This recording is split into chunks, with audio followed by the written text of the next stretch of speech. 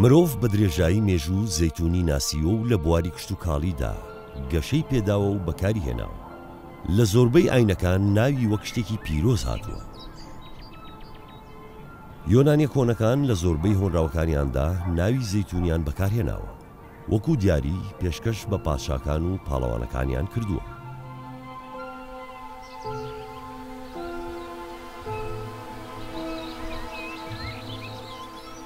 درەختی زەیتون لە مێژووی مرۆڤایەتی زۆر کۆنە، یعنی بە حکمی ئەوەی لە هەموو سەردەمەکان هەم زەیتون هەم زەیتەکەی بەکار هاتیە وەکو چارەسەر، یعنی لە مێژووی مرۆڤایەتی مەسەلەن لە سەردەمی فیرعەونەکان بەکار هاتیە، لە پێش سەردەمی فیرعەونەکان بەکار هاتیە، هەم وەکو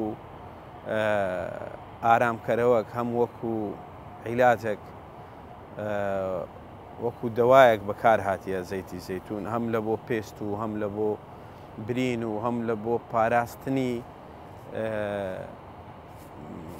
تێکنەچوونی شتەچی، یعنی زەیتی زەیتون وەکو ماددە حافیزە بەکار هاتیە. لەبەر ئەوە هەم لە دین و هەم لە مێژوو هەم لە طب و هەم لە درەختەچی خۆڕاگری عومر درێژی بەری سەرمای دەگری، بەری گەرمای دەگری و دەمینێتەوە و خزمەتی زۆر زۆری پێویست نییە وەکو هەر دارەچی تکە، وەکو هەر درەختەشکەکە هەیە، خزمەتەکی کەمی پێدەوێت و سوودەکی زۆری هەیە، هەم دارەکەی هەم گەڵایەکەی هەم زەیتەکەی هەم زەیتونەکەی هەمویان سوودیانێت.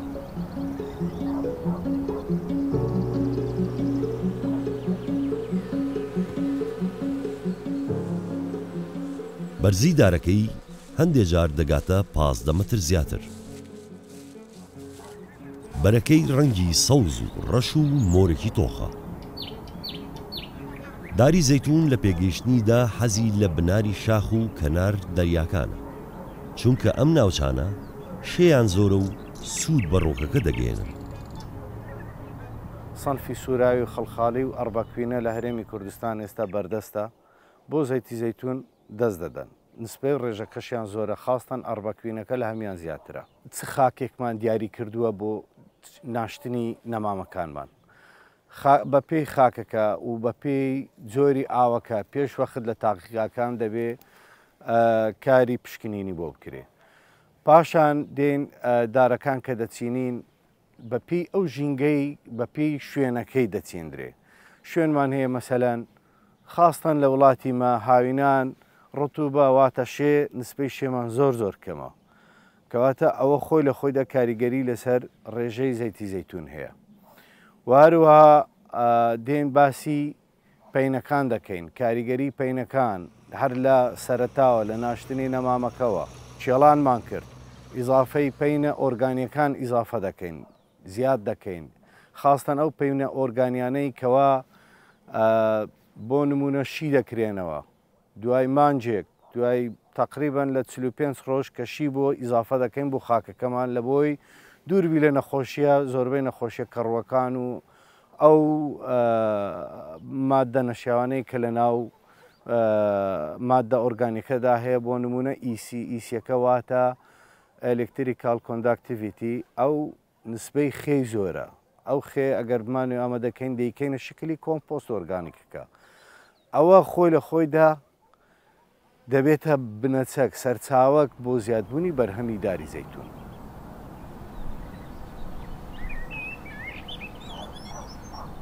داری زەیتون لە کۆتایی بەهاردا چرۆ دەکات و گوڵی سپی دەردەکات. گوڵەکانیش دوو جۆرن. جۆری یەکەم پێکهاتەی نێرینە و مێینە لە خۆ دەگرێ و توانای گەشەکردنی هەیە بۆ زەیتونی تەواو. بەڵام جۆری دووەم تەنها پێکهاتەی نێرینە لە خۆ دەگرێ و توانای پیتاندنی هەیە. زەیتون یەکێکە لەو دارە هەرە بە ئیسفادە و گرنگانەی کەوا لە جیهانی ئەوڕۆدا هەیە. بەڵێ لە هەرێمی کوردستاندا خۆشبەختانە چەند ساڵێکە برە و پەرەپێدانی و پەروەردەی داری زەیتون کراوە.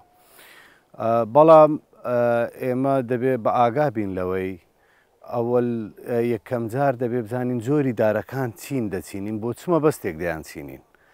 ئایا مەبەستی با بڵێن خۆراکی مایدێ بۆ خواردنە یاخود بۆ زەیتی زەیتونە.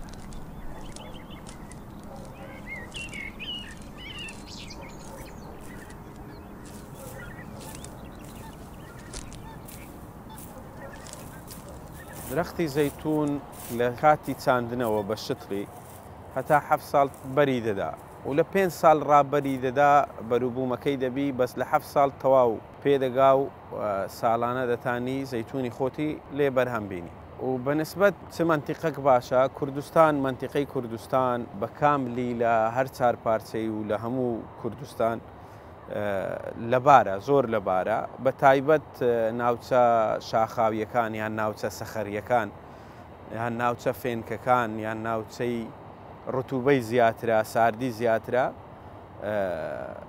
بەروبوومەکەی باشتر دەبی وەکو نسبەی زەیتی لە ناو زەیتونەکەی منتیقەکە چەند ساردوی ئەوەندا زیاتر زەیتی دەبی. عادەتەن بەپێی ئەو تەجروبەی ئەمە چەند ساڵە هەمانە لێرە لە منتیقەی سەخەری زیاترە لە منتیقەی شاخاوی هەتا بەرەو کوێستانی کوردستان بڕۆین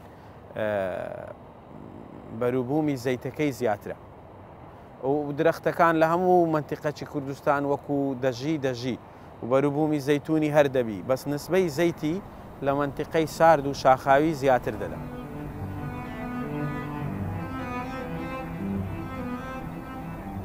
شوێنی سەرەکی داری زەیتون کەنارەکانی دەریای سپی ناوڕاستە کە لە ئیسپانیا و ئیتالیاوە درێژ دەبێتەوە تا یۆنان و وڵاتی شام. داری زەیتون دارێکی بەسوودە لە هەردوو بوارەکانی ئابووری و ژینگەیەوە. بەرەکەی خۆراکێکی بەلەزەتە بۆ مرۆڤ بە جۆرێک لە زۆر خواردەمەنی جۆراوجۆر و چێشت و زەڵاتە بەکاردەهێنرێت. بۆ نمونە لە جۆرەکان لە هەرێمی کوردستان مەسەلەن سووراییمان هەیە خەڵخاڵیمان هەیە ئەڕبەکوینەمان هەیە ئەمانە جۆری زەیتی زەیتونن بەڕاستی زۆر باشن بۆ ئێمە و زائیدەن ئیتر دێ کۆمەڵک فاکتەری تکە جیا دەبێتەوە مەسەلەن کاریگەریان هەیە لەسەر ڕێژەی زەیتی زەیتون. زەیتی زەیتون بە پێستانداردی جیهانی سەتاسیە بەڵام لە هەرێمی کوردستان دەبینین ئێمە لە 105 106 107 تا 115مان هەیە ئەو پەڕی باشەکە ئەوەش خۆی لە خۆیدا کۆمەڵک فاکتەری تر جیا دەبێتەوە لەوەی کەوا ئێمە دەزانین کاریگەری پەینە کیمیایەکان پەینە ئۆرگانیەکان چەند کاریگەریان هەیە ئایا ئاودان کاریگەری خۆی هەیە جۆری مەسەلەن ژینگەکەی ئەو شوێنێک کە لە دەچینی خاکەکەی چێڵانەکەی هەمووی و زائیدەن کازاختنی واتە تەقلیمکردنی دارەکان لە چ کات و لە چ شوێنێک هەر هەمووی کاریگەری خۆیان هەیە لەسەر زەیتی زەیتون.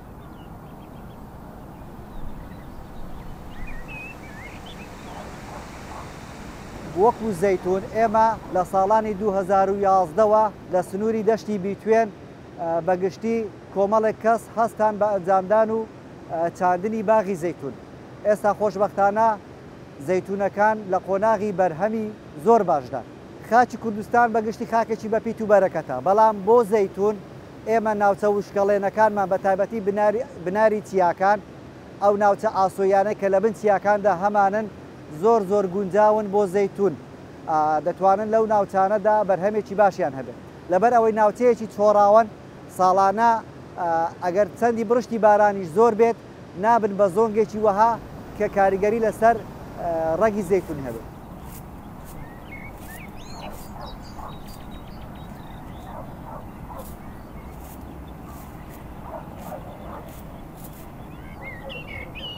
بەپێی زانستی خۆراکی دەرکەوتووە ئەو شوێنانەی ڕۆنی زەیتون بە بەردەوامی لە خواردنەکانیاندا بەکاردەهێنن بە دەگمەن تووشی نەخۆشەکانی دڵ و پاڵەپەستوی خوێن و ڕەقبوونی دەمارەکان و شێرپەنجە دەبن. هەروەها بەکارهێنانی چارەسەرە بۆ برینداری کۆندامی هەرسو ڕێگرە لە دروستبوونی بەردی گوچیلە. زەیتون یەکێکە لەو دارانەی کە ڕەمزی ئاشتیبوونی هەیە و زۆر لە ئینتاجیشی بەرهەم دەر زۆربەی وڵاتان بە تایبەتی فەڵەستین، ئوردن، سووریا، عێراقیشێک کە لەوانەی ئێستا بەرهەمی دێنێ داری زەیتون و نسبەکەشی باشە. جوتیاران هێوا شێواش لەوە ڕادێن کە زەی زەیتون لۆ زۆر بواری تر بەکاردێنرێت و ئینتاژی بەرەو باشبوون دەڕوا ئینشاءڵڵا. و زەیتەکەی زەی زەیتونەکە لە بۆ زۆر بوار بەکاردەهێنرێت. ئەتووکە ئەو زەیتە ئینتاجی دەکەی پاشماوەی زەیتونەکە لە بۆ مخەلەفاتی حیوانی بەکاردێن، لە بۆ ئینتاجی حیوانی. ئەوەش لۆ حیوانی گەورە بەکاردێن، یا بڵێ ئاژەڵ کاوێشکەرەکان ئەوان بەکاری دێنن. و زەی زەیتونەکەشی لۆ بواری جوانکاری بەکاردێ، بواری خۆراک بەکاردێ.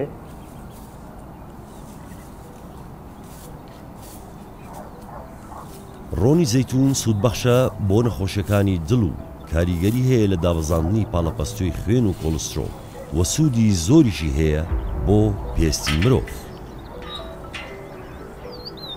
ڕۆنی زەیتون کاریگەری هەیە لە کەمکردنەوەی ئەگەری توشبوون بە جەڵتەی دڵ و شێرپەنجە، هەروەها چارەسەرە بۆ نەخۆشیەکانی پووک و ددان. زەیتی زەیتون یەک لەو سوودانەیە مەسەلەن بە ئۆمێگا 3 زۆر بەناوبانگە بۆ کۆمەڵک نەخۆشی، یعنی پێویستە ڕۆژانە خواردنی زەیتوی زەیتون بۆ هەر تاچێک لە کۆمەلگا ڕۆژانە بەکاری بهێنێ. بۆ نمونە نەخۆشیەکانی شەکرەی جۆری دوو، نەخۆشیەکانی مەسەلەن دژە ئۆکسانی تێدایە بۆ دژە بۆ سەرەتانیەکان، بۆ زەهایمەر، بۆ جومگەکان، بۆ ڕۆماتیزم، کۆمەڵک سوود لەو بابەتە تێیدا زەیتی زەیتون. بۆ ئەو مەبەستە پێویستمان بۆیە ئێمە چۆن بتوانین دیاریکردنی ئەو هەدەفە و ئەو ئامانجێک کە هەمانە زەیتون داری زەیتون بچینین و زیادیکەین. زەیتەکەشی هەر سوودەکی زۆری لێ دەبیندرێ لۆ خواردن و لۆ عیلاج و لۆ زۆر شتی بەکاردێ و پاشماوەی ئەو زەیتونەش بەکاردێ، ینی وەکو ئەو پاشماوەی بێرینەکەی دەمینێتەوە، ئاوەکەی دەمینێتەوە، توڵتەکەی کە دەمینێتەوە، هەمووی لە کۆسمەتیک و لە شامپۆ و لە سابوون و هیچ شتەچی بە هەدەرناچی زەیتون، تەنانەت پەلکەکەشی لە دەوڵەتان و لە دنیاە دەکرێتە عیلاج و دەکرێتە بە تایبەت لۆ کۆسمەتیک و لۆ مکیاج و لۆ جوانکاری و لۆ شامپۆ و لۆ سابوون و لۆ هەمووی بەکاردێ و پاش هەنجین پاشماوەی توڵتەکەی وشک دەکرێتەوە و ئەوە دەکرێت، ئەویش دەکرێت بە ڕەژوو سەروەتەکی زۆر بە نرخە ئەو ڕەژوە، یعنی لۆ زۆر شت بەکاردێ.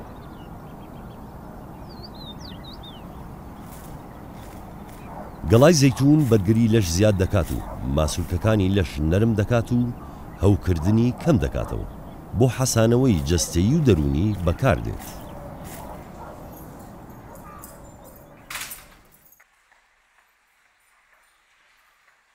خواردنی زەی زەیتون دەبێتە هۆی بەهێزکردنی بەرگری لەشی مرۆڤ، بە تایبەتی لە وەرزی زستاندا دەبێتە هۆی تووشی هەلامات نەبی، دەبێت هۆی بەهێزکردنی یعنی پلەی گەرمی لەشت ڕێک بخێسێ وەکو خۆی بێلیتەوە و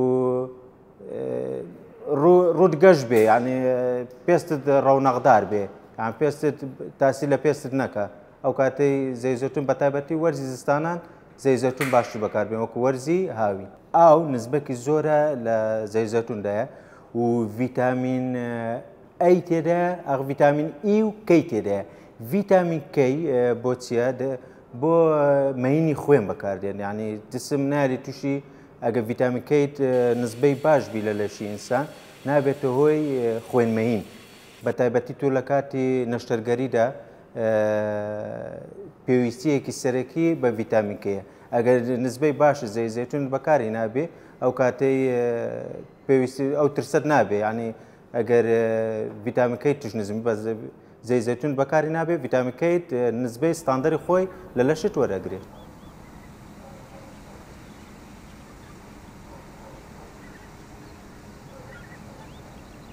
بەها خۆراکیەکەی زۆر گرینگە زەیتی زەیتون، یعنی چەندی لە زەیتی زەیتون بخۆی بە تایبەت بە ساردی لەبری ئەوەی کە تۆ چەوریت زیاد بکە چەوریت هاوسەنگ دەبێت، ژەهری ناو جەستە لە ناو دەچێت. یعنی بوونی ئەو زەیتە ئەوەندە گرینگە کە خوای گەورە لە ناو قورئانی پیرۆزیشدا سوێندی پێ خواردە و ناوی هێناوە. گەڵاکانی بۆ چارەسەری نەخۆشیەکانی سەرمابوون و هەڵامەت و ئەنفلۆنزا بەسوودە. هەروەها بۆ دابەزاننی ڕێژەی شەکر لە خوێندا بەکاردێت. زەیتون دەتوانم بڵێم پلەی یەکەم وەردەگری لە ڕووی سوودەکانی بەها خۆراکیەکان لە دنیای ڕوەکدا، لەبەرەوەی 11 هۆکاری سەرەکی هەن لە بۆ تەندروستی مرۆڤ، گرنگی بۆ تەندروستی مرۆڤ. بۆ نمونە ئۆمێگا 3 تێدایە،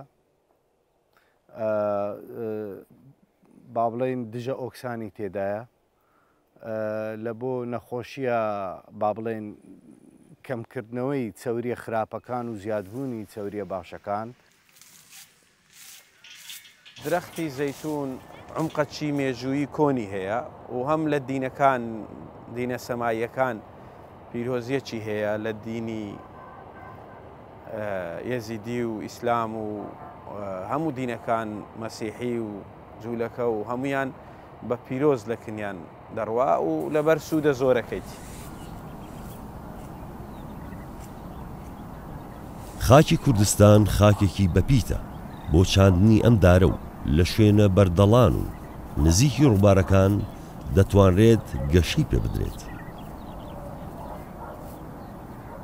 لە وڵاتیمە زۆربەی سەنفەکان، زۆربەی جۆرەکانی زەیتون هیچ کێشەمان نییە، لە هیچ خاکێک کێشەمان نییە تەقریبەن لە هەرێمی کوردستان. هەموو خاکەکانمان خاکی هەرێمی کوردستان شیاوە بۆ ناشتنی زەیتی لە بۆ زەیتون، هیچ کێشەکمان نییە لە خاک.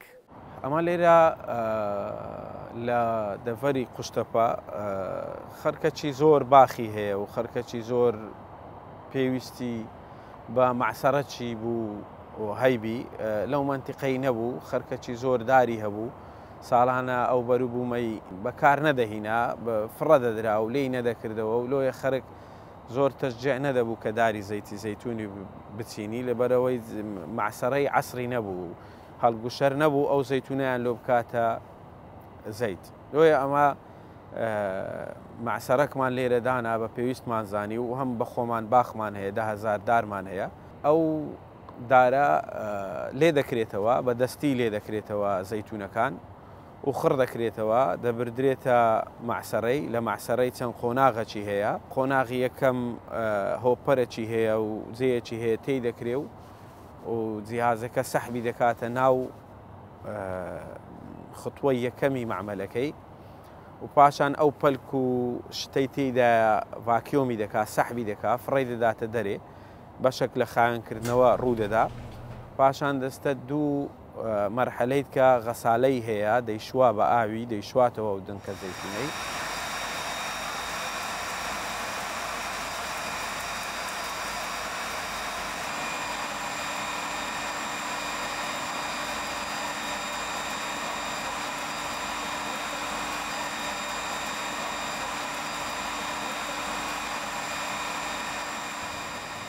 و پاشەوی لە هۆپەرشکەی دەکا ئەو کومەعجونی لێ دەکا، سەعاتێک دەسوڕێ بە ساردی بەبێ هیچ شتێک، بەبێ هیچ تێکردنی شتێکی دەسوڕێ سەعاتێک و پاشان مەرحەلەی تکەی هەیە لەوێ ڕەت دەبی، دەستە مەرحەلەشکە فەرز دەبی و بێرین و پاشماوە و تووتەکەی دەستە خەتەچی، ئاوەکەی دێتە خەتەشکە، زەیتەکەی دەستە خەتەشکە.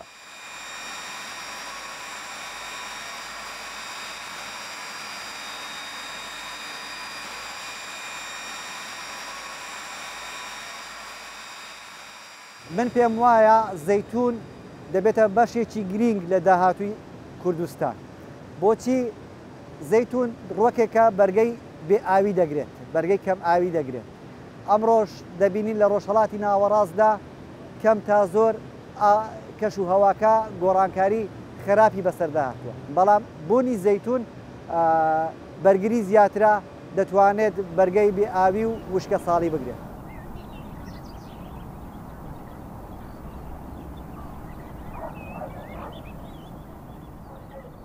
لە دنیا بە زەیتی زەیتونی یان بە زەیتونی دەگوترێت زێڕی سەوز لەبەر ئەوەی پێکهاتەکەی ناو ئەو زەیتەی لە هیچ منتوجەشکە لە هیچ بەرهەمەشکە نییە و بەڕێژەکی زۆر زۆر سوودبەخشە و سەعری بەرزە یعنی مەسەلەن فەلاحێک 1000 داری هەبی داهاتەکی زۆر باشی دەبی بە 1000 داری ئەگەر نەوعیەتەکەی نەوعی زەیتونی بی یان کارگەک هەبی لێی وەربگری.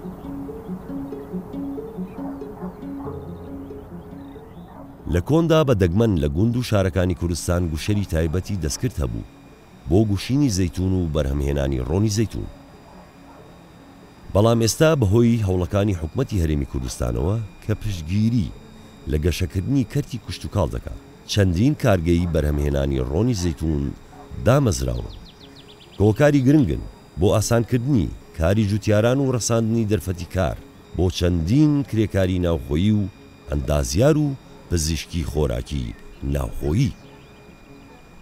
هەنگاوێکی گەلە گرنگە من لە ڕانی ڕاهاتووم بۆ ئەو کارگەیە کە هاتووم بۆ ئەو کارگەیە بە دڵنیایەوە ئەو کارگەیە کارگەیەکی زۆر زۆر نمونەیە و لە ئیشوکارەکانیان بەگشتی ڕازین و لە پاڵ ئەوەشدا کارگەکە کە دەزانە ئێمە لە دوورەوە هاتوین ڕەچاوی ڕێگا دوورەکەشمان دەکا و ئێمە زۆر سوپاسیان دەکەین.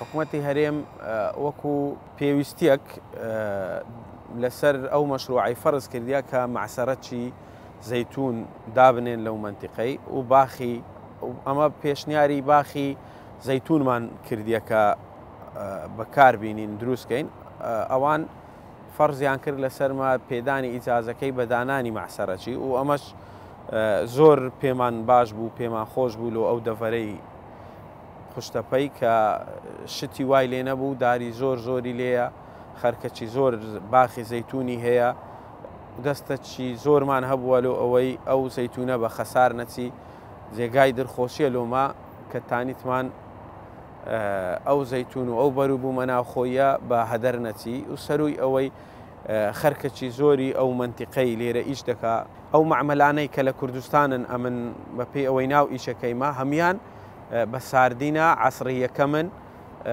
نۆبەرەی زەیتەکەیە و باشترین زەیتە لەسەر گۆی زەوی.